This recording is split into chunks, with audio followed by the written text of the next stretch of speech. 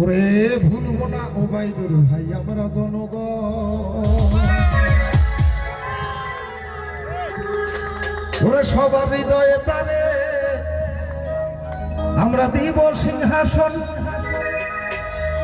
উনি যখন এই ইউনিয়নের একজন প্রতিনিধি হিসাবে যোগ্য প্রার্থী হিসাবে দাঁড়াবেন, তখন আমাদের জনগণ যারা আছি তারা অবশ্যই ওনার পাশে থাকবো, এই প্রত্যাশা রেখে আমার গান।